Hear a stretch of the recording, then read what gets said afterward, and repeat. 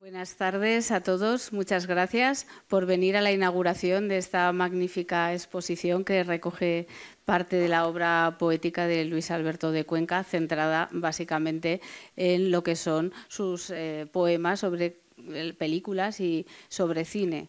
Bueno, él hace una poesía que relaciona distintas disciplinas, la literatura, la historia, el cine, y en este caso pues nos hemos centrado en esa parte cinéfila, puesto que al final la exposición surgió de la sinergia que hubo tras la exposición que organizamos en recordatorio a José Luis García.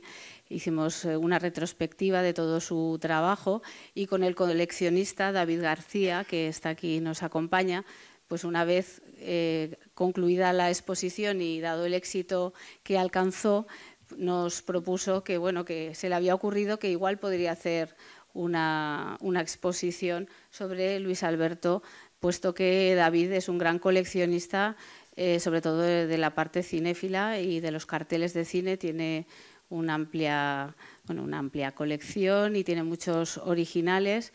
Entonces, para esta exposición tuvo que adquirir alguno de ellos, luego él nos lo explicará, porque hay poemas que relacionaban determinados carteles que han sido algunos difíciles de encontrar. Creo que algunos son reproducciones o son incluso originales, pero de la época en la que se estrenó la película. Él nos lo explicará perfectamente.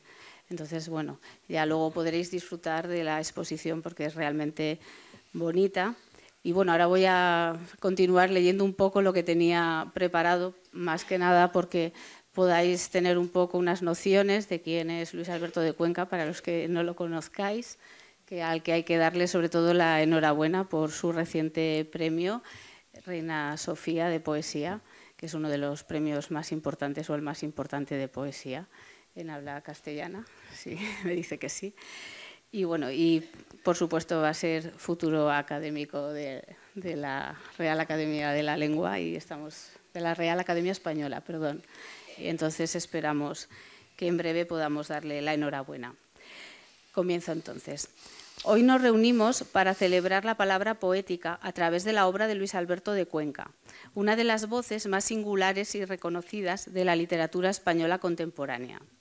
En su poesía se funden el estudioso y el creador, y a través de sus poemarios, Luis Alberto de Cuenca nos ha ido entregando lo que se ha denominado en la poesía española contemporánea como una poética transculturalista, una lírica irónica y elegante, a veces escéptica, en ocasiones desenfadada, en la que lo trascendental convive con lo cotidiano y lo libresco se engarza con lo popular. Usa tanto la métrica libre como la tradicional y ha sabido trazar un estilo propio que dialoga con referentes clásicos y modernos, sin perder frescura ni autenticidad. Además de su obra como poeta, ensayista y filólogo, destaca también su faceta de letrista musical. Precisamente el músico Gabriel Sopeña, a quien tuvimos el placer de escuchar en la apertura de esta edición de Barbitania, ha puesto música a más de 30 de sus poemas, yo creo que hablábamos de casi 55 el último día, y creando un puente sonoro entre la poesía y la canción. Junto a él nos acompaña Juan Manuel de Prada, al que le agradecemos su presencia. Escritor y articulista español, conocido por su estilo literario cuidado y su capacidad para combinar erudición, ironía y profundidad en sus textos. Su obra, que abarca desde la novela hasta el ensayo y la crítica cultural, se distingue por una riqueza léxica y un tono provocador, muchas veces en contraposición a las corrientes dominantes del pensamiento contemporáneo. Juan Manuel de Prada ha desarrollado una destacada trayectoria merecedor de galardones como el Premio de Biblioteca Breve, Premio Nacional de Narrativa, Premio Ojo Crítico de Narrativa, Premio Primavera y hasta el Premio Planeta. Como columnista aborda temas de actualidad, política, religión y cultura, con una perspectiva personal, tradicionalista y en muchas ocasiones polémica. se ha consolidado como un autor comprometido que defiende con vehemencia sus convicciones sin temor al enfrentamiento ideológico.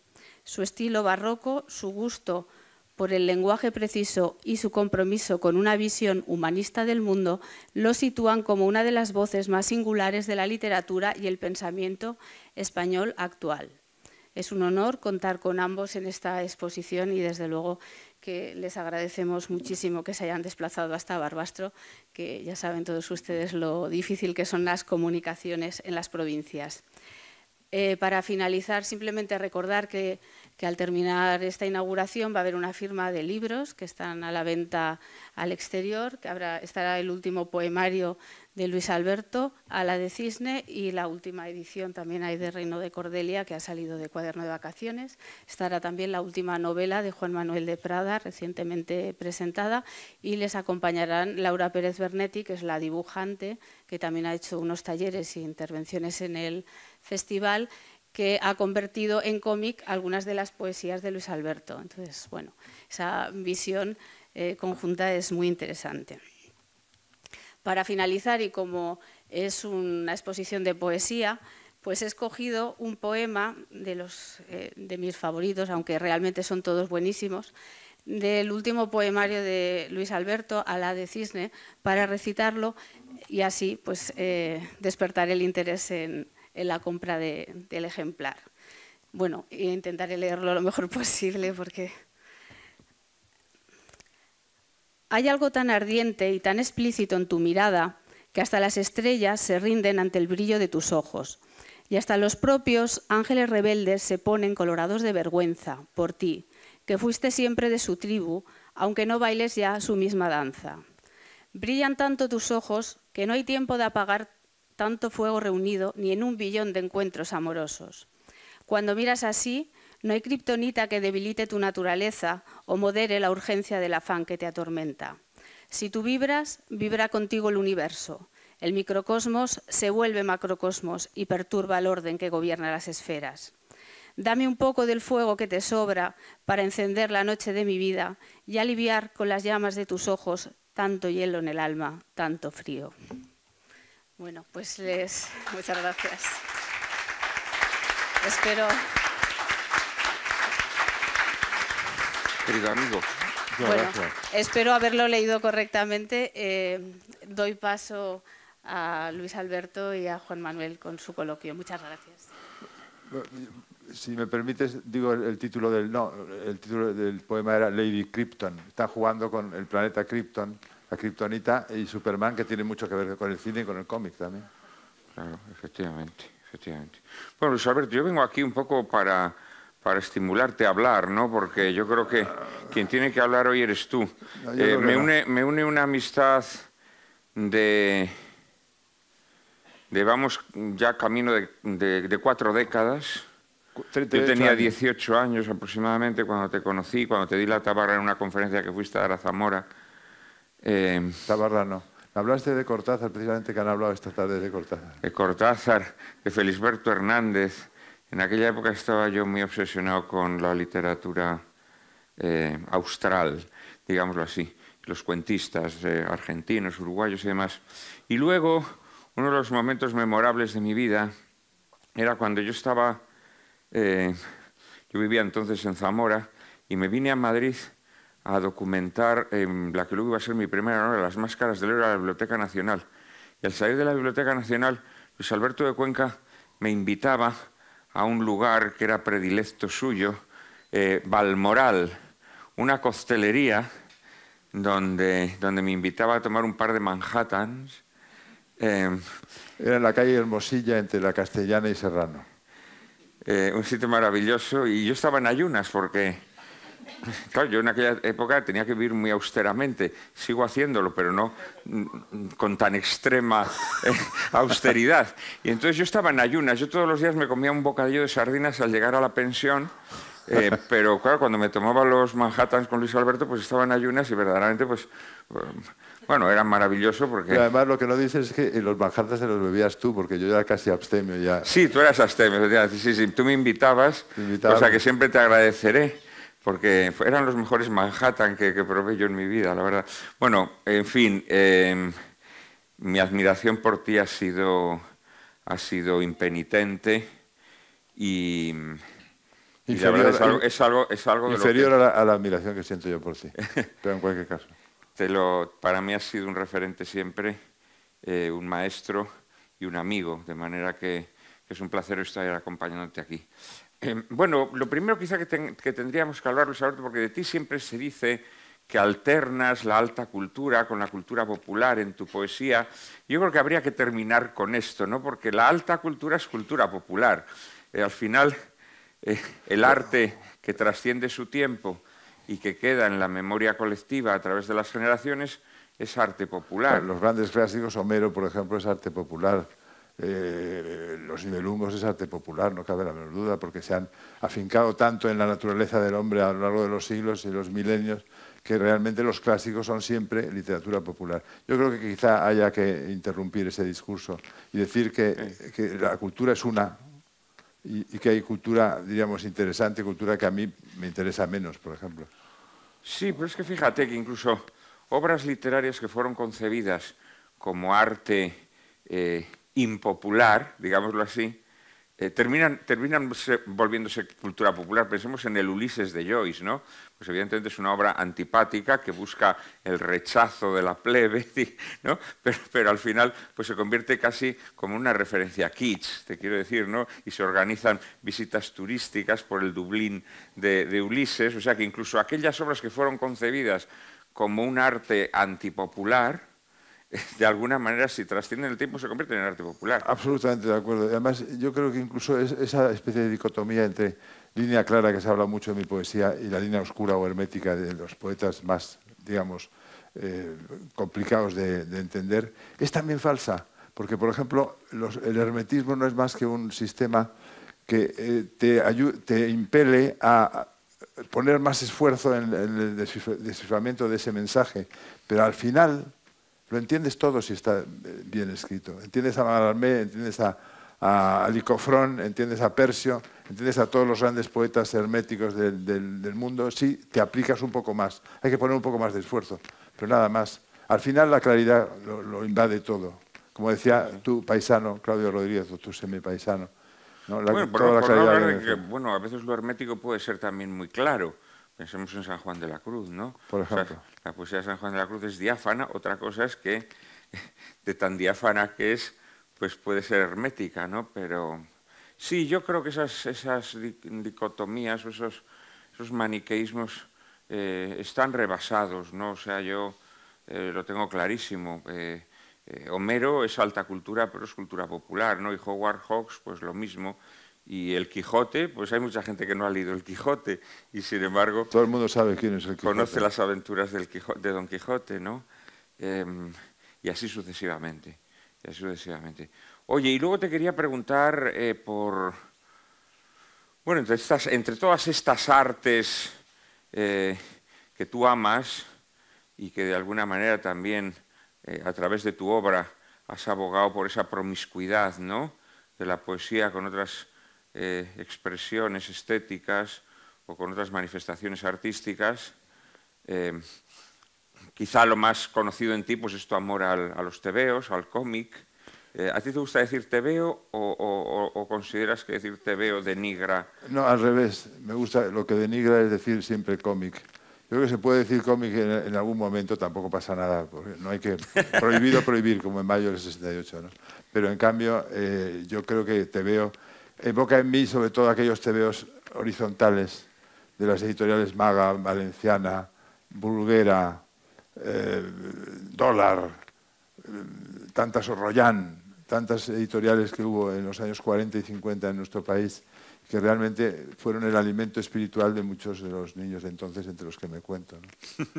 Pero es curioso porque a mí me gustaban más los tebeos de generaciones anteriores. O sea, no era, cuando me dicen, tú naciste en el 50, luego tú eres del Capitán Trueno. No, yo soy del Guerrero Antifaz, que es anterior. Guerrero Antifaz es de los 40, digamos, ¿no? Los 40, sobre todo el más aguerrido guerrero del Antifaz, el más interesante desde el punto de vista del dibujo. Eran todos dibujantes españoles que bebían en las fuentes, sobre todo norteamericanas, los periódicos, los cómics de los periódicos, las tiras diarias, los Sundays, los dominicales. Y esos son los grandes autores de los años 20 y 30. Estoy pensando, por ejemplo, en Hal Foster, el creador del Príncipe Valiente, en el Agente X9, por ejemplo, de Alex Raymond, o en Flash Gordon de Alex Raymond, de Phantom, ¿no?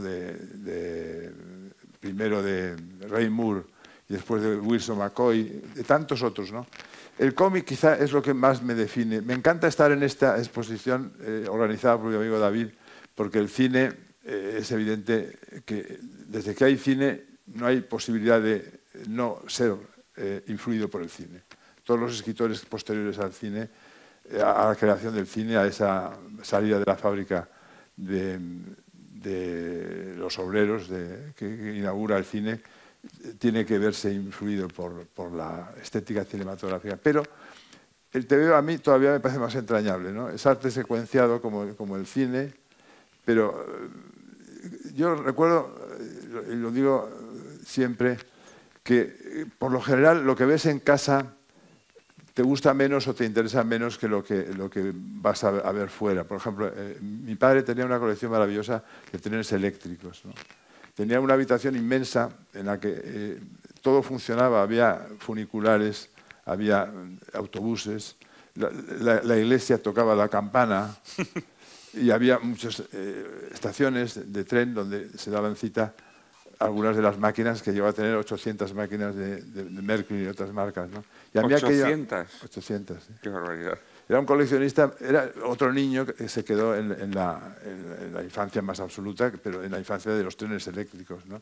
Y yo de repente no valoraba esa maravillosa habitación que teníamos en el chalet de Pozuelo y en cambio lo que hacía era comprar tebeos o leerlos de una manera casi besánica, ¿no? Y me acuerdo incluso que en una ocasión, esto no lo he contado nunca, lo cuento aquí, como estamos aquí. En primicia, Petit Comité. Para el público barbastrino. Para el público barbastrino. A mí me gusta más que barbastense, barbastrino. Sí, barbastrino es como más... Porque me suena uno y trino. Pequeño. Pero lo que quiero contaros es algo muy íntimo y como somos pocos aquí, pues se puede contar, ¿no? Y es que yo estaba obsesionado con que mi padre se perdía un mundo fascinante no leyendo tebeos, ¿no? Y entonces, de repente, un día dejé en la mesa que estaba, la mesa que utilizaba mi padre, mesa de operaciones para que todo funcionara en un momento dado en aquella habitación increíble, dejé un montón de tebeos del Cachorro, de El Guerrero Antifaz, de Roberto Alcázar y Pedrín, etc. Y dije, para papá, estos cuentos de su hijo Luis Alberto, ¿no? Y entonces no quise que se enterara de que lo había colocado yo allí. Y luego supe que había desaparecido porque al día siguiente no estaban ya. Y luego conseguí que leyera la saga completa del Guerrero Antifaz. Y eso para mí fue muy importante.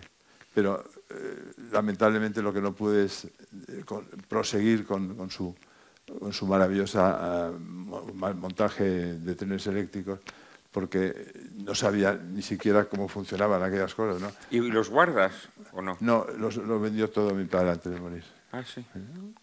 Sí. Él hacía las montañas también, con escayola, etcétera, todo. Estos personajes que has mencionado, el Guerrero del Antifaz, Roberto Alcázar y Pedrín, el Cachorro, fíjate. A mi padre le gustaba mucho el Cachorro, pero es un personaje que ha trascendido menos. El Cachorro era de Iranzo, es un grandísimo dibujante Iranzo, que hizo también el Capitán Coraje, que es uno de los cómics mejores de posguerra.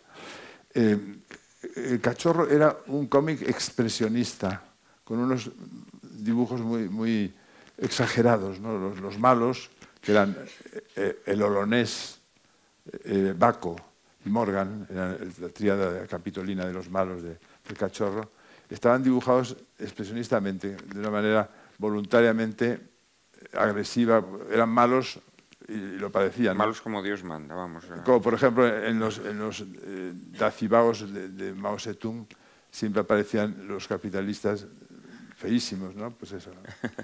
Y el héroe del Cachorro era Miguel, un adolescente con el que todos los adolescentes nos identificábamos y que además iba acompañado de un joven pero mucho más viejo que él, un hombre de unos 30 años, que era Batán, que era un rey de un reino africano, era negro, y le apoyaba en todas sus empresas.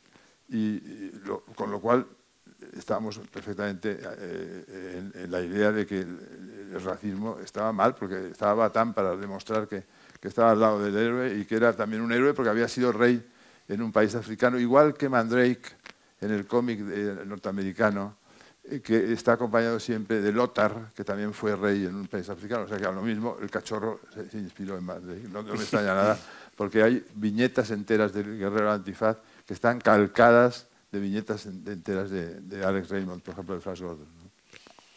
Y el Capitán Trueno, el Jabato, Capitán Trueno también forma parte de tu infancia, ¿no? El Jabato es un poco posterior, ¿no? El Jabato es posterior, salió con el número 107, me parece, el primer número del Jabato. El Jabato apelaba al mundo de la conquista de Iberia o de Hispania por Roma, ¿no? Tenía unos personajes. ¿Eras más de Trueno o de Jabato? Era más de Trueno. Lo que pasa es que nunca acabó de llenarme tanto. Los primeros 60 volúmenes, los 60 números, perdón, entregas de Capitán Trueno eran muy buenos. Pero a partir del número 100 decaía un poco, ¿no? El Jabato me gustaba también, pero me gustaba sobre todo el Guerrero del Antifaz. Yo, como sabes muy bien, bueno, no, porque tú no tienes WhatsApp. No, yo no tengo WhatsApp. Entonces, en mi WhatsApp está el Guerrero del Antifaz. Muchos de vosotros habéis recibido WhatsApps míos con el Guerrero del Antifaz. Y estamos hablando sobre todo de TVOs y no de cine. Sí, es verdad. Bueno, era una pequeña introducción, hombre, antes de pasar al cine, por mencionar la otra expresión artística popular que tanto te ha marcado. Me caracteriza. ¿A Tintín llegas más tarde o es simultáneo con...? No, llego más tarde. Tintín ahora lo llevo en el reloj y lo llevo... Porque luego has sido muy tintinófilo, ¿no? Sí. Pero esa, digamos que no ha sido una querencia infantil, sino que ha sido posterior. Posterior porque, y te voy a explicar por qué. Porque me parecía que los álbumes que se publicaban de Tintín en la editorial Juventud a partir de 1960, yo tengo alguna primera edición de aquel momento, los veía como muy atildados, eran como de niños ricos sin interés por la cultura, sino que lo que querían era un producto que se viera lozano y potente, ¿no? Porque yo veía que en las invitaciones a los cumpleaños de mis amigos, siempre los niños más poderosos desde el punto de vista económico llevaban siempre un cómic de Tintín de regalo, ¿no? No uno de Guerrero Antifaz, por ejemplo. Entonces, le tenía un poco de manía en mi infancia a Tintín. Ya eran con pasta dura, entiendo, ¿no? Pasta dura, sí. Eran como álbumes. Sin embargo, luego ahora me encanta Tintín. Y sobre todo hemos sacado el Marbete de Línea Clara de Tintín. Bueno, lo convertiste de alguna manera casi en una bandera en un determinado momento, ¿no? Aquí no estará... Cuando había esos debates en torno a la poesía de la experiencia, la poesía de la diferencia... tú levantaste la bandera de la línea clara aplicándola a la poesía, ¿no? O sea, una poesía de lo cotidiano, una poesía... Hay un poema que se llama Línea Clara, precisamente dedicado a Paul Luxer Núñez, en el que hablo precisamente de eso, ¿no? Y acaba el poema con "Defiéndenos, Tintín, que nos atacan", ¿no? Oye, y pasemos al cine, pues, ¿no? Sí, al cine. El cine es una maravilla. ¿Qué es lo que está...? Si me permites, por terminar un poco con esto, hay que decir que toda esta maravilla de estas vitrinas, que luego veréis, los que os apetezca con más detalle, hay ahí, por ejemplo, el volumen del Tesoro de Rajam el Rojo, el primer tomo de Tintín que leí, están preparadas con amor y primorosamente por nuestro comisario, por David García, y no me ha pedido un solo objeto de todas estas vitrinas, y para mí es como si fueran míos. Son tuyos y los vas a llevar. David García iba a intervenir, lo que pasa es que entiendo que interviene al final de nuestra Pero quiero decir que lo que quería decir es que esta exposición, aparte de mucho cine, bueno, aquí hay un trabajo descomunal, pero claro. Todos estos memorabilia son maravillosos, ¿no? Luego, curiosamente, en mi faceta de letrista de canciones, hicimos con Guruchá una canción que se llama "Es solo cine, pero me gusta". O sea, que el cine siempre ha estado también en mi imaginario. Totalmente, sí. Bueno, y está muy presente en tu poesía. Aquí es muy interesante porque David ha hecho una selección de películas y de poemas que aluden a esas películas, a veces no de forma explícita, a veces solo temática.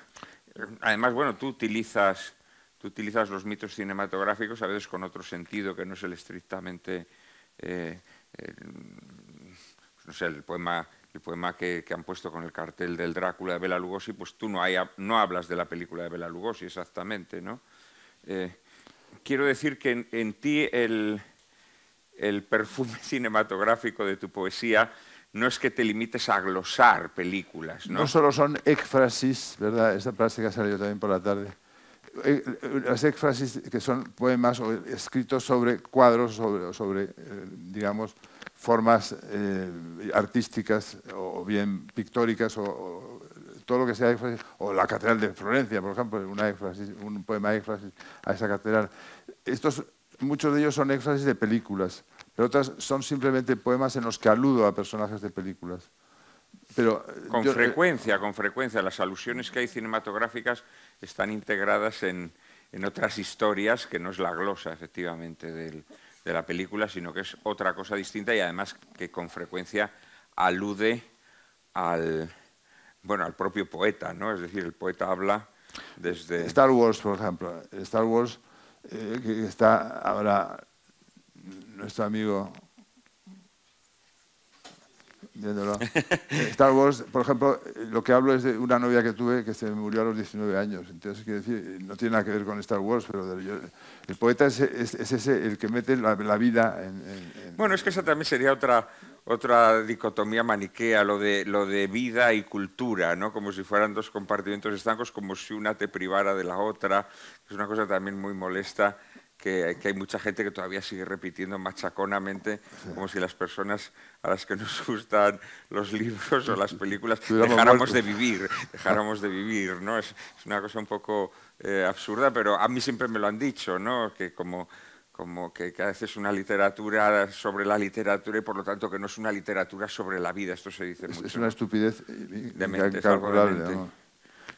Supongo que a ti también te lo han dicho mucho. Muchísimas veces. Sí, no, incluso cuando empecé a escribir me lo decían más. Luego parece que me acerqué más a lo que ellos pensaban que era poesía vitalista, pero tan vitalista eran mis primeros poemas culturalistas como los últimos más desgarrados o más amorosos, ¿no? Yo creo que efectivamente la poesía depende de la biografía de cada uno y la literatura en el fondo no es más que un autorretrato, ¿no? Sí, porque yo en tu poesía siempre he visto las alusiones o las referencias culturales, ya no solo cinematográficas, en fin, bueno, tu poesía sigue estando llena de referencias culturales, pero siempre las he visto como un modo de intensificar la experiencia de vida que hay en tus poemas, ¿no? O sea que... Yo creo que mis poemas pueden ser leídos en un primer momento o en una primera lectura sin necesidad de analizar el trasfondo cultural de una manera natural y para todos los públicos, digamos, ¿no? Como de 9 a 99 años, ahora ya 109 porque la vida se va expandiendo. Pero eso por un lado, pero también hay una lectura que puede aprovechar algún guiño cultural para, qué sé yo, para informarse, para vivir con más intensidad, porque la cultura lo que hace es darnos más argumentos para que nos guste la vida, ¿no? Bueno, y ayudar a explicar también lo que sentimos, ¿no? Nuestras desolaciones o nuestros anhelos. De repente descubrimos que son las desolaciones y los anhelos de los héroes de la poesía épica o de los héroes de las películas clásicas y que de alguna manera pues estamos amasados con el mismo barro que esos... Pero con el mismo barro, incluso con la misma arcilla con la que están las famosas tablillas de Gilgamesh en el 2500 a.C., ¿no? ¿Qué es lo que hizo Gilgamesh? Ir en busca de la planta de la inmortalidad, ¿no? ¿Por qué? Pues porque le cabreaba el hecho de que se viviera tan poco tiempo, ¿no? Y entonces pues decidió buscarlo. Luego, ya sabe todo el mundo lo que pasa, que la serpiente surge de la poza y se come la planta que devuelve la vida y ya no hay tutía. Pero en cualquier caso, los anhelos de los seres humanos se han reflejado desde el principio. siempre son los mismos. Sí, y curiosamente eso me gustaría preguntártelo a ti, porque lo he hablado con muchos periodistas estos días, con Antón me parece que lo hablamos. El amor, por ejemplo. El amor, ¿tú crees que es algo natural o que es algo cultural? El amor. Como entendemos el amor nosotros hoy día. Hombre, no, yo creo que el amor es algo natural. Otra cosa es la expresión del amor, la expresión poética o artística o literaria del amor, pero el amor yo creo que es algo natural porque, bueno, Yo creo que se lo inventó Safo, fíjate. Lo dije el otro día. O sea, ¿tú crees que lo natural es el instinto de reproducción, por ejemplo? Y pero que el amor es una creación... La creación cultural de la antigua Grecia. No, yo creo que no. Yo creo que no. Pero bueno, si nos ponemos a polemizar sobre esto... No. Porque yo creo en la existencia del alma. Entonces, creo que las almas sienten atracción por otras almas. Y sienten la necesidad de completarse con otras almas y de mantener un coloquio entre ellas. Entonces, yo creo que eso es el amor. Me gusta tu argumentación y la acepto, pero al mismo tiempo te digo que en el Creciente Fértil no hay un solo poema de amor en todo lo que se ha encontrado. Ya se ha encontrado muchísimo material, tanto en Mesopotamia como en Egipto, de poemas amorosos, pseudoamorosos, pues solo son sexo puro. Sí, hombre, pero bueno, poemas de sexo puro también ha habido siempre. El hecho de que lo que se haya encontrado sea eso no creo que sea de hecho, definitorio, ¿no? Iba a haber más porque el año que viene tenemos a mi amiga Laura Pérez Bernetti, que debe estar por ahí. Laura, ¿estás ahí? Aquí, sí, ha alzado la mano. Que entre ella y yo vamos a hacer un álbum de poesía erótica. Por otra parte, no exageremos, el sexo ocupa una porción muy pequeña de la vida. Sí, pero mientras que el amor ocupa toda la vida. Estoy de acuerdo contigo. Pero esa porción pequeña le vamos a dar cumplimiento con ese. Bien, eso me parece excelente, pero... Pero curiosamente es que además hay poemas que a mí no me parecen nada eróticos que he escrito y que de repente Laura los convierte en... No, yo creo que tú sí eres muy erótico en tu poesía. En muy general, sí. Yo diría que altamente erótico. Yo quisiera leer un poema que te dedico a ti, que no es erótico.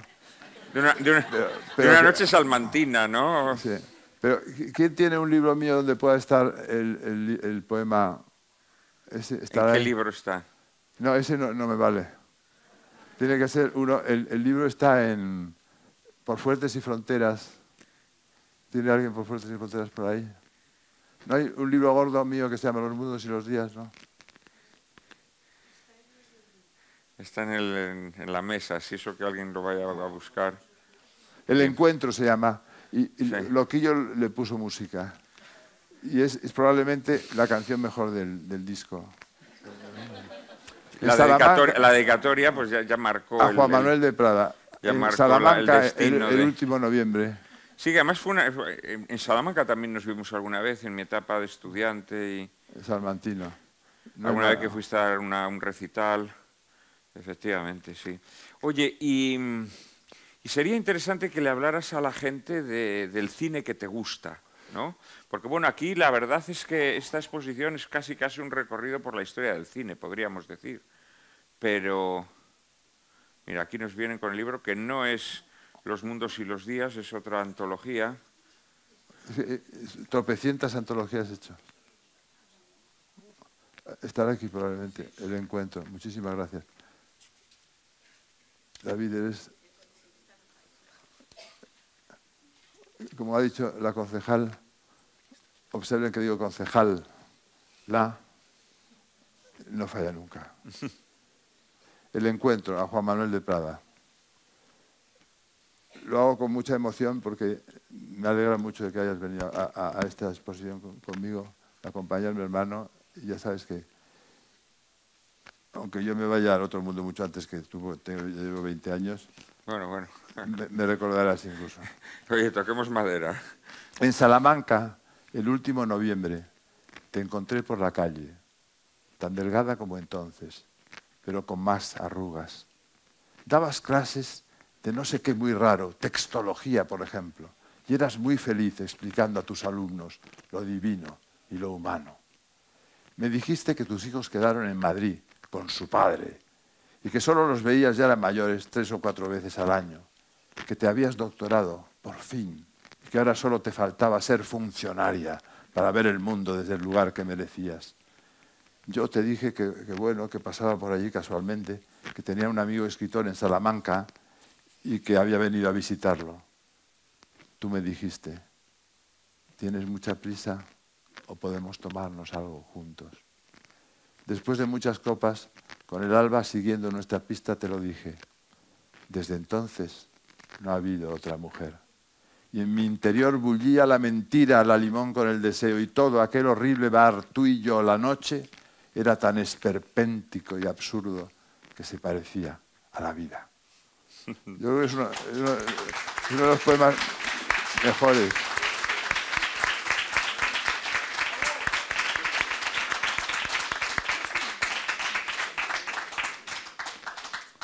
En cuanto al cine... Lea algún poema con alusión cinematográfica, hombre. Pues venga, vamos allá. Alguno de los que estén aquí seguro que está en ese libro, ¿no? En este libro quizá no.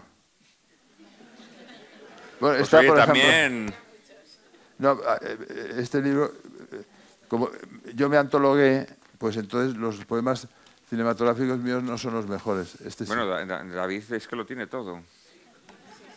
Por ejemplo, os hablé antes de mi novia, la que se murió en un accidente de automóvil a los 19 años.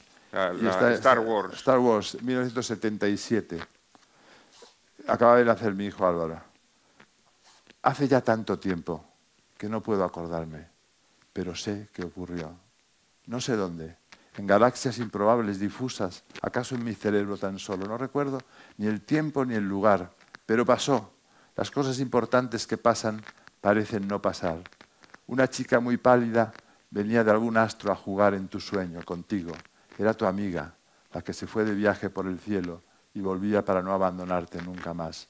Sonreía como una aparición surgida de las páginas de una novela gótica y a la vez como un hada de los hermanos Grimm.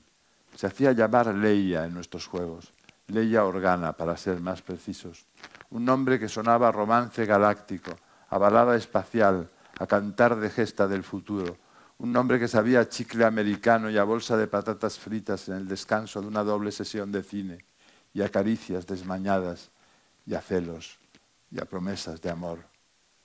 Hace ya tanto tiempo que no puedo acordarme, pero sé que ocurrió.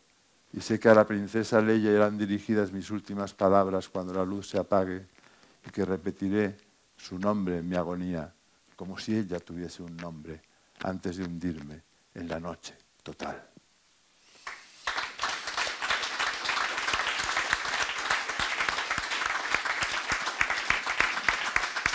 Pero, por ejemplo, Oye, Luis Alberto, vamos a ver, el primero era un poema de sexo, pero el segundo es un poema de amor. Sí. Es verdad. No, pero si yo no digo que el amor no exista, sino que tiene un nacimiento preciso, cronológica. Sí, pero tú lo que vienes a decir es como si el amor fuese algo retórico, que es una creación poética. Pero es de una retórica tan perfecta que incluso se disfraza de realidad y de verdad. Yo creo que ese poema está escrito con la verdad. Sí, ¿no? está escrito con la el verdad. dolor de la pérdida, ¿no te parece? Sin la menor duda. De cine hablábamos antes de que empezara yo a leer, que me decías qué tipo de cine me gustaba más, ¿no?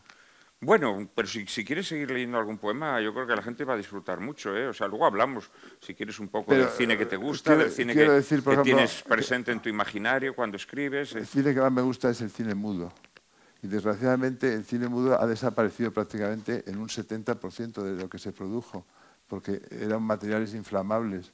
El que más me gusta es el cine mudo. Y luego hay películas que me maravillan. Por ejemplo, mi película favorita es Scarface, de Howard Hawks. Scarface, que está ahí al fondo.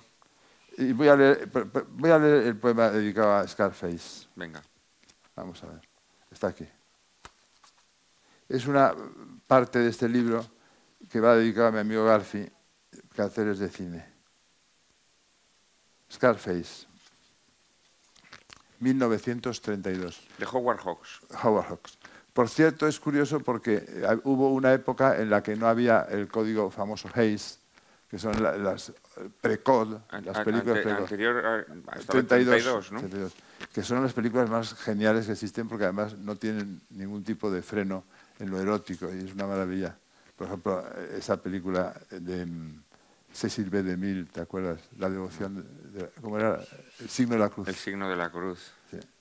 Con Charles Lawton haciendo de Nerón. Exactamente. Y Fredric March haciendo de prota. El pagano que se convierte. Fredric March luego hizo esa película prodigiosa que es el mejor Dr. Jekyll y Mr. Hyde. Jekyll y Mr. Hyde. Y luego tiene una en el que hace de la muerte. Una película maravillosa. No recuerdo. Bueno, tu imaginario cinematográfico y el mío se parecen bastante porque nos gusta mucho el cine friki. Sí, pero esta es una película poética fantástica. Ahora no recuerdo el título. La muerte de vacaciones o algo así se puede titular. De los 30, ¿no? Sí, de principios de los años 30. Sí. Scarface. No sé si es tampoco... Esto es más una éfrasis que una apuesta personal. Pero vamos sí que es un poema este ejemplo que glosa, de éfrasis, digamos. Glosa o éfrasis. Estos versos limitan al norte con el cine de gángsters, mi subgénero favorito. Los gángsters son para el siglo XX lo mismo que los héroes de Homero para el mundo micénico, o los nobles y errantes caballeros de Chrétien para el siglo XII. Ni más ni menos. Pero la diferencia entre los arquetipos heroicos del pasado y los gángsters de ahora consiste en que si aquellos solían proceder de las clases sociales más altas, estos han nacido en el arroyo y actúan como símbolos de la implacable lucha que los desheredados emprenden por librarse del gueto y ascender en la escala social. Por las viejas películas de gángsters se pasean todos los ingredientes de que constan los viejos mitos del heroísmo, con todo su Volksgeist. Estos versos limitan al sur con unas líneas que escribí en el Triásico cuando los dinosaurios conquistaron la Tierra, en las que lamentaban no haber visto Scarface. Al este, con Paul Mooney o con Tony Camonte, que viene a ser lo mismo. Y al oeste, con Cheska y con Poppy, dos chicas, Anne Vorjak, Karen Morley, que nunca olvidaré. Una éfrasis. Sí, efectivamente. Sí. Oye, ya que dices... Agua, por favor. Luis Alberto, ya que dices que el agua la tenemos ahí atrás, a ver. Ya que dices que el cine de gángsteres o el cine negro es tu subgénero favorito, sí. y que entiendo que Scarface es dentro de tu subgénero favorito, tu película favorita, pero ¿qué otras dirías, qué otras películas de cine negro te han gustado? Perdición, por ejemplo, no sé. Perdición de Billy Wilder.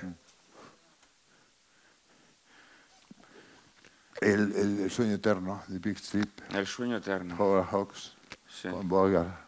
Con Bogart y Lauren Bacall, sí. ¿Qué más me ha gustado mucho? No sé, siempre antiguas.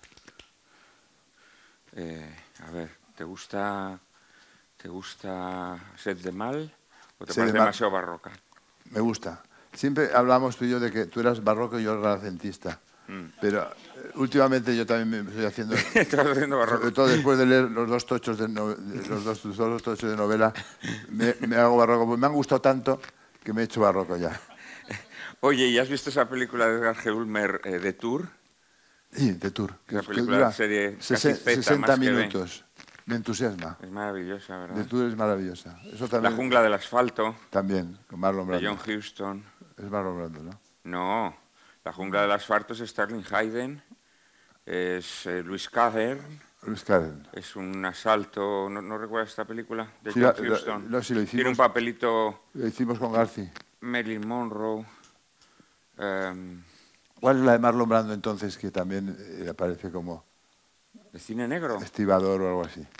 Ah, hombre, La ley del silencio, de Elia Kazan. La ley del silencio, me encanta. La ley del silencio con Eva María Sen también y con Lee Cobb. No, Lee Cobb. No lo sé, no me acuerdo. Bueno, sí, pero bueno, o sea, cine negro, bueno, tiene aspectos de cine negro. Por ejemplo, hay cosas que me encantan en la literatura del 18, segunda mitad, y primeros del 19. Ese prerromanticismo es una de mis épocas favoritas. Sí, que es un romanticismo todavía... En la Graf. Sí, pues ahí hay algunas de tus obras El Diablo enamorado no sería ese tipo de literatura. Sería El Diablo enamorado, por ejemplo, es una de mis novelas favoritas de Casot. Traducida por ti, además. Traducida por mí. O, por ejemplo, la maravillosa historia de Peta Schlemil, el hombre que perdió su sombra de Chamisso. Vamos a hacer un homenaje a Chamisso, si les parece. El mar, el sol, la primavera nórdica, el brillo en el escote de las damas y en los zapatos de los caballeros, un barco en lontananza y unos ojos persiguiendo su estela en el cristal de un catalejo, y Fanny repartiéndose entre los invitados como un ángel que ha bajado del cielo para darnos la llave que abre el cuarto de la vida y la mágica luz de sus misterios. Fanny, por cuyos labios en los tuyos dieras la hierba mágica de Glauco, el escudo robado, la mandrágora y las 5 monedas del judío errante, por no hablar de esa maldita bolsa de Fortunato que no deja de escupir oro y joyas.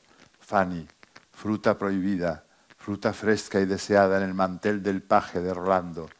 Fanny, que no darías por tu cuerpo encajado en el tuyo, que no dieras por su pecho rozando tu cintura, por sus pies en tu boca, por sus nalgas pidiendo a gritos un azote tierno. Daría mis primeras ediciones de Cadalso, mis cuentos de Araluce y mi sombra y mi alma. Lo darías todo, lo darías todo. Excelente. Araluce. Excelente. Tu colección de Araluce, sí, claro, claro. ¿Tú has... Hombre, yo no es de mi generación, pero todavía alcancé a tener algún volumen de Araluce. ¿Quién todavía... recuerda la colección Araluce aquí? Sí. ¿Alguien? Eran adaptaciones para niños de los grandes clásicos de la literatura. ¿No hay nadie que lo recuerde? Qué jóvenes sois todos. Ahí en Araluce estaba trabajando esta escritora... Mariluz Morales. Mariluz Morales. Mariluz Morales estuvo ahí haciendo muchas adaptaciones. Tuvo problemas con Franco. Y entonces, bueno, ella fue directora de La Vanguardia durante la guerra. Al acabar la guerra la meten en la cárcel, pero por poco tiempo.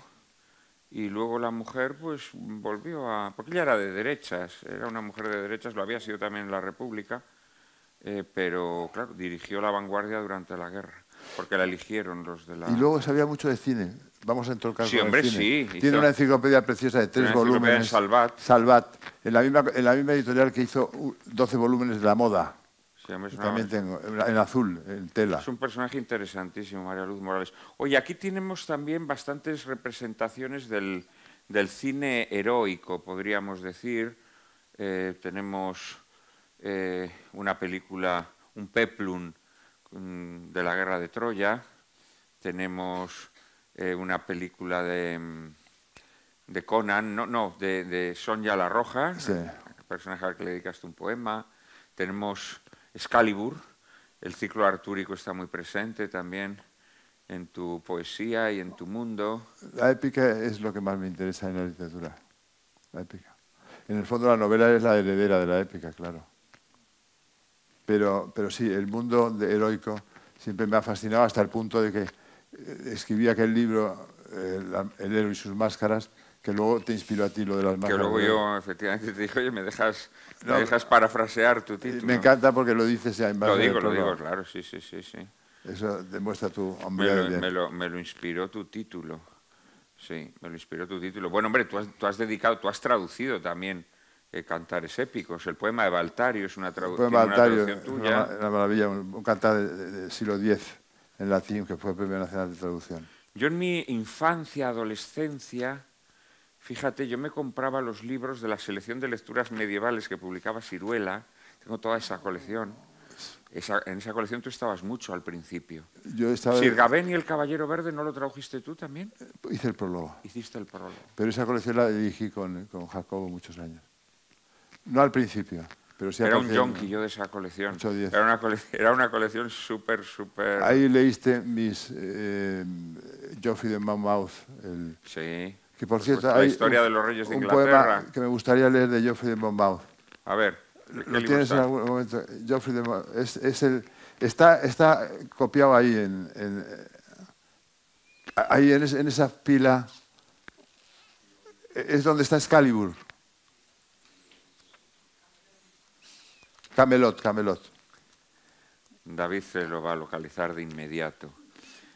Pues aquella colección, Luis Alberto, a mí me fascinaba. Y en toda mi etapa de concursante juvenil elegí el nombre de un personaje de una de estas obras que publicasteis en esa colección. Una que se titulaba El cementerio peligroso. Sí, Quizá señor. ya no estabas tú dirigiendo cuando se publica El cementerio peligroso. Estaba. Estabas todavía. Pues ahí había un personaje, un caballero que se llamaba El encantado orgulloso. Y yo siempre me presentaba a todos los concursos con ese seudónimo. Incluido al Premio Planeta. Es la última vez que utilicé ese El seudónimo. encantado orgulloso. El encantado orgulloso. Era un personaje de esta novela. Es un tipo de antroponimia muy típico del medievo, ¿verdad? Sí, sí, sí. Lo de sí. el encantado orgulloso. Muchísimas gracias. Muchísimas gracias.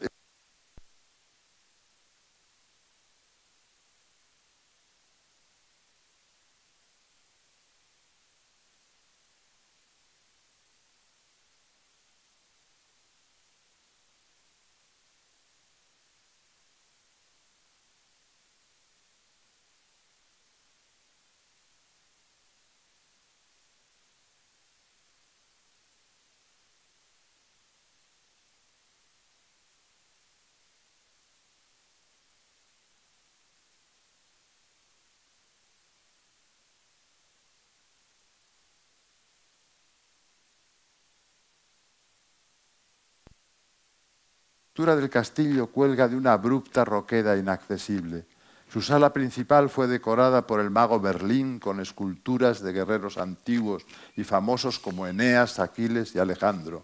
Las vidrieras son 12 y representan las hazañas de Arturo, nuevo Heracles, y hay un vitral al fondo con Excalibur filosa y reluciente y galerías con escudos y lanzas y la célebre mesa redonda por antonomasia, inventada por Vas, donde se sientan los caballeros más esclarecidos del orbe, a mayor gloria de Bretaña. Contigua está la sala de justicia, ricamente adornada con tapices de temática bíblica, David y Betsabé, Judith decapitando a Holofernes, el sueño de Jacob y David y Goliat, entre otros muchos.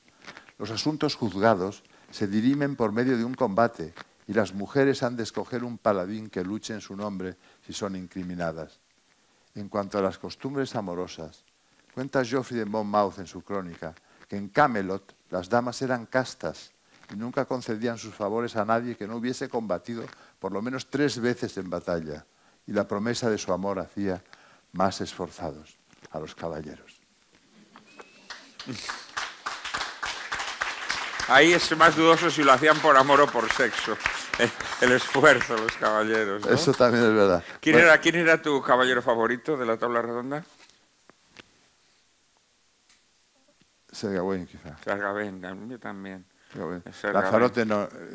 Bueno, Lanzarote, sí, claro, ojo, le ponía los cuernos a Arturo, o sea... Eso me cabrea mucho. Era un poco duro siempre, ¿no? Hay un poema mío que se llama, que hablo precisamente de Ginebra. De Ginebra de Lanzarote.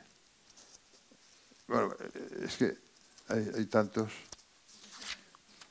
Por fuertes y por el nombre. Está en la vida, no, está en... Aquí está.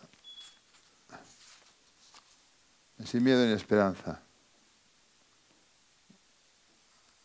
La casa de mi infancia se llama. Lo leo. Creo que es de amor también. Luego le leo un par de sonetos también de amor. Sin miedo ni esperanza. Y de repente vuelves del infierno con un traje de... No, si no era de la casa de mi infancia. Perdón.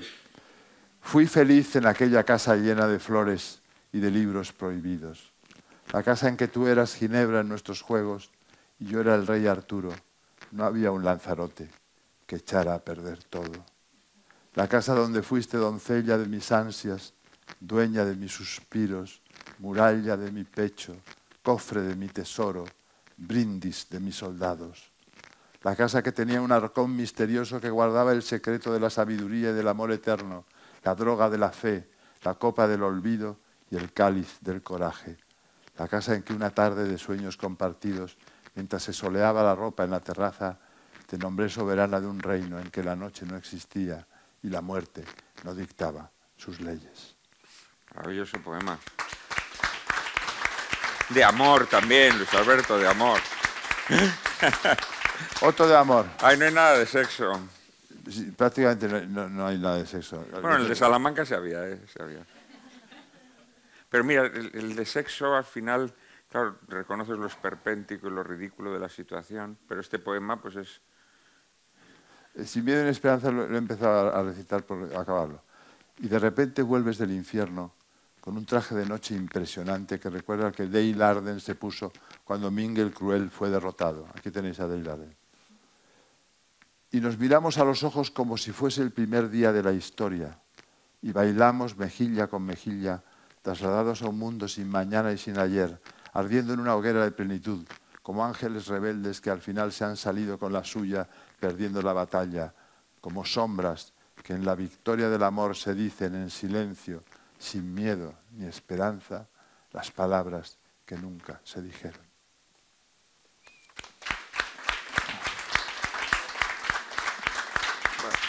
Bueno, ya voy a leer solo un poema que hay un catedrático en Vigo que se llama Jesús Maestro, que dice que es el mejor que he escrito yo. Entonces, pues, voy a leer.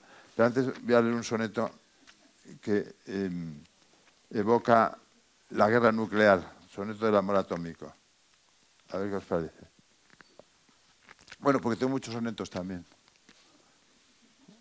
Has minado la selva de mi pecho, le has dado fuego a todos mis olvidos, has llenado de muertos y de heridos el pacífico reino de mi lecho. Te has subido a la lámpara del techo para bombardearme los sentidos, has vertido explosión en mis oídos, con tu voz nuclear siempre al acecho. No más fisión, amor, no más ojivas ni más misiles en mi dormitorio, cesen con tu victoria los enojos. Me rindo, tú has ganado. Mientras vivas, no alcanzarás un triunfo tan notorio. Me has volado la mente con tus ojos.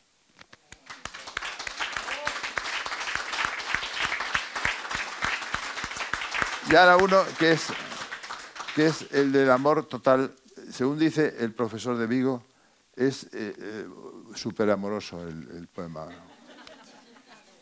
Pura retórica, pues. No, yo creo que es verdad también. Se llama... ¿cómo se llama, Dios mío? Vamos a ver, está, señora Esperanza. Estoy aquí. Estoy aquí. Estoy aquí, mi amor. Estoy aquí. Velando tus naufragios en las noches en que nadie responde, en las heladas madrugadas vacías, en las tardes de desesperación y de locura. Pon en duda si quieres que la tierra gire en el desolado precipicio del espacio infinito alrededor del sol, o que los astros sean fuego, o que el amargo río de la vida desemboque en la muerte, pero nunca dudes de que en la fiebre del fracaso o en la sed de la angustia, en el abismo de la ansiedad y el desasosiego, estoy aquí, mi amor, estoy aquí, aunque tú no me veas ni me oigas. Es bonito el poema, ¿no? ¿Os parece el mejor o Bueno, no? yo creo, Luis Alberto, que después de lanzar esa tesis disparatada que nos lanzaste, la has desmentido con tus propios poemas. No, pero yo digo sí, yo veo que hay amor aquí, pero antes de Safo no. Como yo estoy viviendo 2.800 o 700 años después que Safo. A mí eso me cuesta creerlo. Es que Honestamente. todo esto vino por un libro que se llama La camarera del Cine Doré y otros poemas, de Carlos Martínez Aguirre, que era un pariente de Félix Grande y de Paca Aguirre. Y tiene un poema precisamente que habla de eso, del amor. Te quisiera hablar del amor de no sé qué, y acaba diciendo, y antes de Safo, como nadie, o algo así. Y eso me influyó muchísimo. En una tercera vez lo vertí. Luego, por otra parte, hay muchas expresiones del amor, ¿no? Tú también has dedicado muchos poemas a la amistad. En el libro este del secreto del mago, fue la evocación que haces de tu amigo muerto en varios poemas. O sea, te quiero decir que hay otras expresiones del amor, que no es el amor erótico, digamos, ¿no? El amor, está el amor de la amistad, está el amor filial, maternal, paternal, en fin, hay muchas formas de amor, ¿no? No, yo honestamente creo que... Pero bueno, no polemicemos no polemicemos más. Me llama la atención tu querencia por el cine de Walt Disney. Aquí tenemos 3 carteles acompañados de sendos poemas. Bueno, de hecho, en la entrevista que sale hoy en el Heraldo, que hizo Antón Castro, hablaba yo de Disney como el gran, uno de los grandes del siglo XX. Me parece una de las figuras más importantes del siglo XX. Me encanta la manera de que tiene de redescubrir los cuentos tradicionales. Me gusta muchísimo. O sea, soy un disneyano furibundo. Hubo una época en la que ser disneyano era como ser reaccionario, no sé qué, no sé cuándo. Yo, a lo mejor por eso era por lo que me gustaba Disney. Pero... Yo, en cambio, fíjate, al contrario, yo creo que Disney ha sido responsable, digamos, de la humanización de los animales, del animalismo, digámoslo así, que sería más bien una idea progresista, ¿no? Pues a lo mejor es por eso, por lo que me gusta. No sé. Porque sí, la humanización de los animales, bueno, que están las fábulas, desde luego, sí. Están las fábulas, pero es verdad que él le da un vigor único, ¿no? Porque claro, los niños se emocionaron con las historias de Bambi, de Dumbo, etcétera, etcétera, y yo creo que de alguna manera cambia la percepción que tenemos del animal, Walt Disney, en todas estas películas. Puede ser, sí, es un análisis interesante. Yo veo aquí a Arsenio. Tú has recitado, me gustaría que recitaras un poema mío, ¿puede ser? Puede ser. ¿Cuál te apetece? ¿El que recitas en YouTube? No me acuerdo. ¿Cuál era el del soneto de...? No era un soneto, no. Era el del soneto que haces de Checo. Checo Angelini, también lo recitas, pero otro también recitabas que era el de... encendiste las luces y apagaste la... Espera, te lo voy a buscar. Porque es que, de verdad, entrar en YouTube, lo recita fenomenal. Cerraste las ventanas y abriste tu vestido. Sí, señor. Exactamente. Me encantaría que lo leyeras. ¿Puede ser? No, lógicamente. No me lo sé ni yo. A capela. A ver. ¿Qué tal, maestro? Sí, claro. Era que me lo dé. Vamos a ver. Yo te lo busco. Este es... Era de la caja de plata. Vamos a ver. Serie negra, eso es de la caja de plata. Entonces, está aquí. Ese es el que comienza el que esta noche apagaste las luces. Sí. ¿Viste? Nocturno. Con vosotros, Arsenio, recitando Nocturno. Gracias, pero no era un soneto, tenías tú mala memoria. No es un soneto. No, son 4, veo, cuartetas. No, pero si tú el que ha dicho que era un soneto... Era Vamos con él. Sí, he sido yo, tienes razón. Nocturno. Atención, no por favor, que lo recitas. No por el que lo dice, por el que lo escribe. No. Apagaste las luces y encendiste la noche. Cerraste las ventanas y abriste tu vestido. Olía a flor mojada. Desde un país sin límites me miraban tus ojos en la sombra infinita. ¿Y a qué olían tus ojos? ¿Qué perfume de oro y de agua limpia y pura brotaba de tus párpados? ¿Qué invisible temblor de cristales de fuego agitaba la seda lunar de tus pupilas? Recamaste la almohada con hilos de azabache, tejiste sobre el sueño un velo de blancura. Eras la rosa pálida tiñéndose de rojo, la rosa del veneno que devuelve la vida.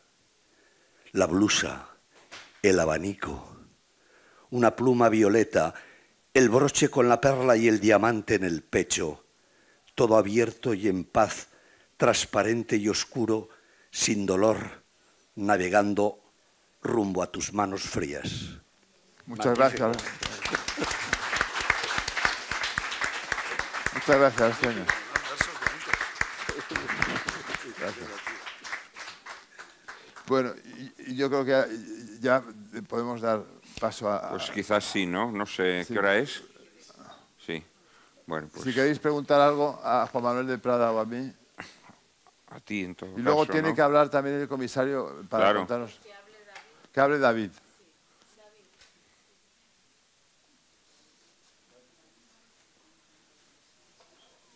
Bueno, hay dos personas que realmente hay que decir que son fundamentales en este.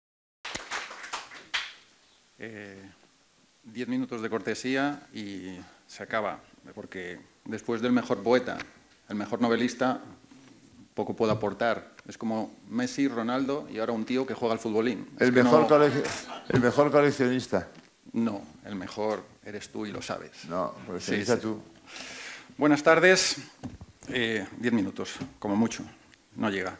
Es un honor volver a Barbastro, esta vez para rendir homenaje a un verdadero gigante de las letras, al maestro don Luis Alberto de Cuenca.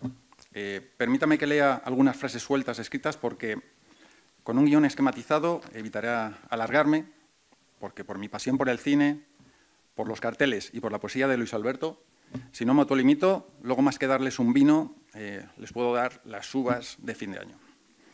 No les hablo como aprendiz de comisario, sino como uno más de esos lectores y admiradores que durante años acude cada feria del libro para que Luis Alberto me firme.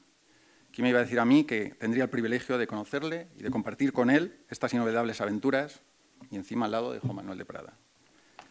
¿Por qué esta exposición? Es una cuestión de justicia. Luis Alberto de Cuenca lo merece, así de claro. Su obra es demasiado importante y debería tener más un museo que una exposición temporal. Ahí lo lanzo. Y porque en la anterior expo de aquí, en el prólogo que compartimos, dedicado al maestro José Luis García, Luis Alberto escribió: «Siempre es bueno celebrar a los genios». Esta frase suya dedicada a su hermano García justifica por sí sola todo este proyecto. Sí, también Luis Alberto es un genio.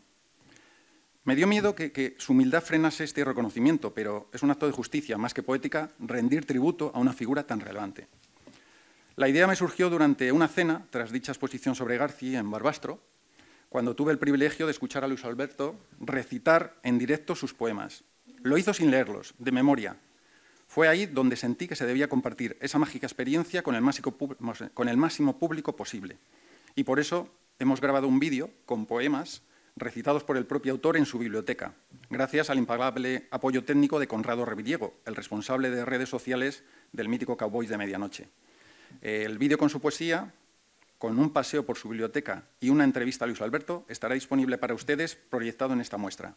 Un verdadero lujo. Aquel hermoso sueño aquí convertido en realidad para ser disfrutado por todos. ¿Cómo se gestó todo? En su biografía oficial de la Real Academia de Historia se define a de Cuenca como filólogo, poeta, bibliófilo y yo añadiría cinéfilo, aunque él lo niegue. Su selección personal de películas es tan ecléctica y profunda que solo puede venir de un buen amante del cine. Películas clásicas de vaqueros y de gángster, de vampiros y licántropos, de animación, de leyendas artúricas y de mitología, y todas con un valor artístico y técnico más que relevante. Yo, como aficionado rescatador de material de cine, especialmente carteles que para mí son el ADN y la fuerza de las películas, decidí centrar esta nueva muestra únicamente en la relación de Luis Alberto con el séptimo arte y con un guiño al noveno arte, que es el cómic. Y se hizo así por pura lógica, porque su producción completa es inabarcable, por extensa y polifacética, pero acotar el foco de las múltiples temáticas de su poesía a solamente lo ligado al cine permitió establecer una narrativa coherente y emotiva. El título, Luis Alberto de Cuenca, poesía de cine. Sencillo y directo, juega con dos sentidos. El literal, sus poemas sobre el séptimo arte, y el más figurado. Cuando algo es excelente, decimos que es de cine. Y sí, la poesía de Luis Alberto y él mismo, como persona, son de cine. Y para que la exposición sea cine, aquí he intentado simbólicamente que ustedes sientan que los poemas son el alma y los carteles el cuerpo. Y como visitantes, al recorrer la sala, tengan el poder de recibir poema y cartel, alma y cuerpo, como fuente de vida literaria y cinéfila. Juntos forman un libro, cada poema su página esencial, cada cartel su mágica portada. La exposición se convierte así en un verso tridimensional donde texto y imagen dialogan unidos buscando una perfecta comunión. Selección de obras, ya lo han dicho, la muestra parte en su base de la serie titulada Carteles de cine. Varios poemas del libro La vida en llamas, pero la hemos ampliado incluyendo versos de todos sus poemarios con referencias cinematográficas. Cartelistas y carteles. No podía acompañar a un poeta tan relevante colgándose cualquier tipo de cartel de cine. Tenían que ser la mejor versión existente, original o en algún caso reposición litográfica. Esta es una exposición montada casi de cero. Buscaban rozar la perfección y la precisión de sus poemas a los que acompañar. Y por eso he tenido que adquirir en el mercado directo y de subastas obras de los mejores cartelistas del mundo. Jano MCP de España, Renato Casaro de Italia, Bill Gold de Estados Unidos. Como la obra de Luis Alberto ha sido traducida y publicada en varios idiomas, cambié mi primera opción de carteles solo en español y por eso se incluyen también carteles americanos, franceses, italianos, argentinos y mexicanos. Antes hablaba Juan Manuel. Hay una anécdota, casi me anula el proyecto. El primer cartel de cine que busqué fue el original de Drácula, que vi que Luis Alberto tiene una postal de dicho póster en su biblioteca. Pues increíble, pero era este. Solo existen 2 originales de este Drácula en el mundo y uno se vendió hace un tiempo por unos 500.000 euros. No les exagero, no he dicho 500 o 1.000, fue 500.000. 525.800 dólares, exactamente. Así que tuve que buscar una alternativa de calidad más barata con una litografía numerada que compré en Estados Unidos para mi colección privada y así evitar o una hipoteca de mi casa o un divorcio. Estructura. Si pensamos en el diseño de la exposición, quise ver este maravilloso Palacio de Congresos imaginando cómo sería la planta de lo que para mí es siempre el edificio más impresionante que puede servir de inolvidable museo, una catedral. Lo digo en serio. Esta exposición de poemas y películas, rectangular, si la miran, en sus puntos más fuertes está diseñada como si fuera una planta de cruz. Al entrar, en el fondo, lo primero que se ve por su gran colorido es el altar de Luis Alberto, su infancia, con el guerrero de antifaz y el resto de los tebeos y libros de niño y preadolescente. Fundamental porque quien fue el Luis Alberto niño es mucho de la base del Luis Alberto actual. Lo dice Garci, lo dice Prada. En la otra punta, enfrentados al salir, la puerta o el pórtico de la gloria de ese templo de poesía de cine, su madurez, con los 2 más grandes escritores de la historia, a los que Luis Alberto admira y de los que se nutre, y con los que se le identifica, Shakespeare y Cervantes, Macbeth y el Quijote. Si seguimos con el hipotético diseño de este santuario de poesía, en que se ha convertido esta luminosa sala cristalada, en la cruz, en un lado, Misión de audaces, un western clásico, y como buen cowboy de medianoche de la radio cinéfila que es Luis Alberto, en este film están virtudes de honor, de compañerismo, de sacrificio, de justicia, de nunca cabalgar solos. Sí, todo eso es Luis Alberto de Cuenca como persona. En el otro extremo de la supuesta cruz, Drácula, el amante de las mujeres, el galán y el señor, aunque sea de la noche. El misterioso enamorado. No me digan que por porte y buena presencia y por educación, ¿hay alguien más caballero que Luis Alberto de Cuenca? Yo dudé si Luis Alberto era más caballero con capa o más el héroe de gabardina elegante y duro, pero de corazón sensible, que es el Humphrey Bogart de Casablanca, ese Bogart con principios y con frases llenas de arte. Sí, también ese es Luis Alberto de Cuenca. Aunque no sé qué dirá el propio maestro, pero yo me decanto que quien realmente es más Luis Alberto es alguien más español, Adolfo de Moncada, el guerrero del antifaz. Y tenía otra cosa clara, que cerrando el lateral de la exposición iría su poema y su película de Peter Pan, porque de ese niño eterno tiene mucho Luis Alberto. Y se ha potenciado en la entrada el privilegio de ser el nuevo libro Ala de Cisne, presentado en este lugar, con un poema inédito dedicado a Alicia. Me ha faltado espacio físico. He tenido que sacrificar algunos poemas y carteles, o poner fotocromos holovicar, como ahí detrás, en los eróticos.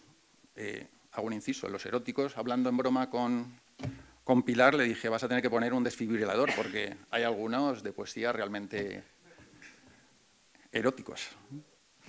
¿Qué más? Eso sí, están representadas todas sus temáticas poéticas y cinematográficas de su poesía. Una curiosidad más, el tipo de papel. Parece una tontería, pero no. Probé distintos materiales para imprimir los poemas. Papel antiguo, cartulina, fotográfico, en colores tintados, y al final opté por la sencillez ideal del folio en blanco, símbolo puro y clásico de creación literaria a la que se enfrenta un escritor. Y me convencí cuando pedí a Luis Alberto de su puño y letra el poema manuscrito Soleares, los versos que he incluido en el cartel anunciador, y él lo hizo en un simple folio en blanco, que ahora se exhibe enmarcado en aquella vitrina. Fue el detalle que confirmó que a veces lo más perfecto está en lo más sencillo. En vitrinas se exhiben lo que he pretendido que sea un homenaje a él y a su biblioteca, que yo llamo de Cuenca Alejandría. Es un templo literario que debería formar parte de una ruta cultural de Madrid. Y lo mejor, la forma apasionada en que Luis Alberto la cuida, siempre desde la devoción por la cultura. En las vitrinas, tebeos, cómics, sus iniciales libros de lectura, que con 12 años tenía y leía Shakespeare, que le forjaron en el escritor que ha sido, es y seguirá siendo. He comprado originales todos de época para que Luis Alberto se sienta como en su casa.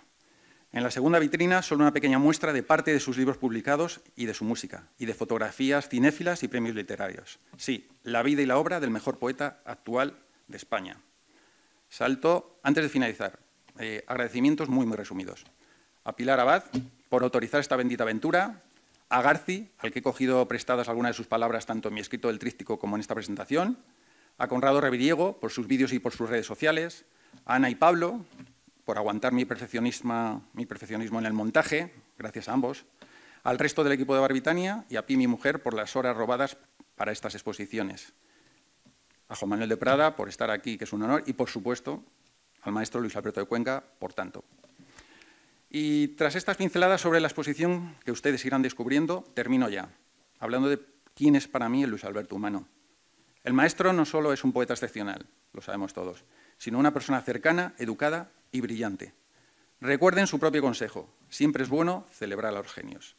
Y él, vaya si lo es, por su inigualable currículum, resumido por mí en la entrada, en un solo cartel, fue casi imposible. Poeta, ensayista, traductor. Por cierto, he dejado un hueco extra, por ahora, en su sección de académico. Llenaremos a final de mes, seguro. Al lado del currículum más profesional y creativo, que es Luis Alberto, en lugar de definirle yo, he recopilado frases personales de sus amigos y admiradores. Necesitaría, lo digo en serio, toda la pared para sus elogios, no exagero. Aquí es Garci quien abre y cierra Alicia, su esposa, narrando la hermosa historia de su vida, la de la sirenita y el poeta. Entre medias, palabras increíbles de los otros cowboys de medianoche y de autores como Juan Manuel de Prada o Pérez Reverte. Finalizo, y lo hago como coleccionista y rescatador que soy y que somos, tanto Luis Alberto como yo, con otra de sus frases. Coleccionar es ordenar el mundo, y a mí me gusta que me incluyan en las filas de esos tipos que ordenan de esa manera su mundo. Y sí, esta exposición es un intento de ordenar, o al menos de celebrar, una parte del universo poético de Luis Alberto.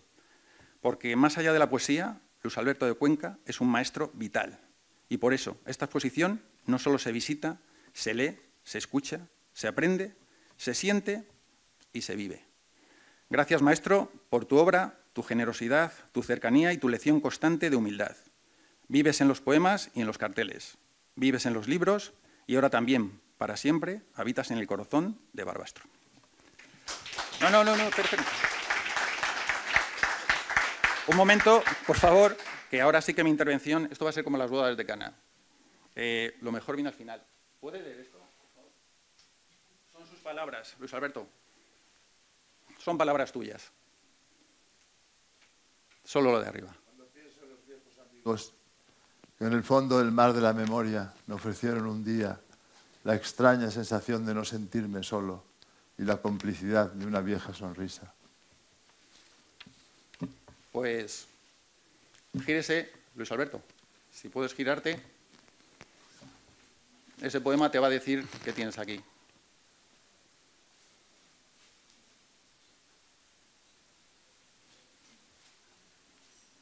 No se oye. Llevas Barbastro en ti misma, ¿no? Nada más darte la enhorabuena por esa decisión extraordinaria de haber dado un homenaje, un tributo, una exposición a Luis Alberto de Cuenca. Los que somos hijos únicos valoramos mucho la amistad y yo puedo decir que Luis Alberto es un hermano mío, ¿no? Un hermano menor, porque yo he nacido antes que él, pero solo menor en eso, porque él es el hermano mayor en todo tipo de conocimiento. Luis Alberto es probablemente el mejor poeta de esta España que conocemos, contemporánea, de finales del siglo pasado y de todo este siglo. Es un poeta verdaderamente excepcional. Es más, yo creo que es eso que decíamos antes, es un sabio, sí, es verdad que lo es.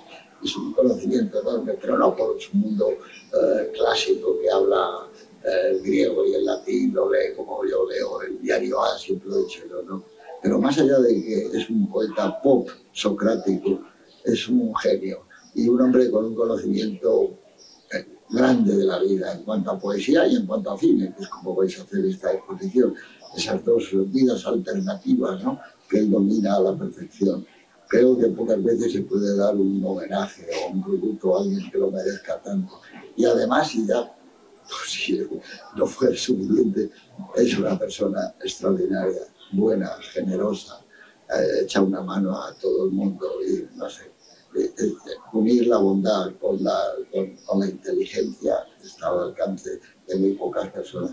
Bueno, decía Picasso eso, lo más importante en esta vida es ser una buena persona. Joder, él no lo era, desde luego Picasso, porque todo lo que sabemos últimamente viene duro, pero Luis Alberto es un sabio y una buena persona y este merecido homenaje. Esto hace que Barbastro además sea algo que estará siempre, ya lo estaba, ¿no? Pero siempre en mi corazón y en mi recuerdo. Y tú también, Pilar, que estás haciendo cosas realmente inolvidables.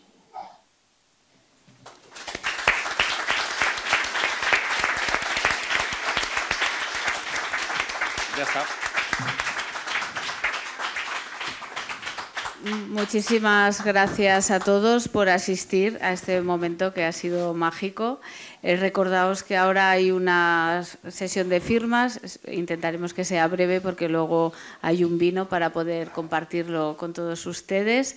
Y bueno, ya que Luis Alberto ha comentado el tema del cine del precoz, quiero recordar que este martes a las 7 estará Guillermo Balmori, que dará una charla sobre el cine del precoz, y habrá posteriormente la proyección de la película Soy un fugitivo, que lo enmarcamos dentro del ciclo de cine jurídico, que será ya la segunda edición que realizamos en Barbastro, y será el martes a las 7 en el Centro de Congresos. Muchísimas gracias.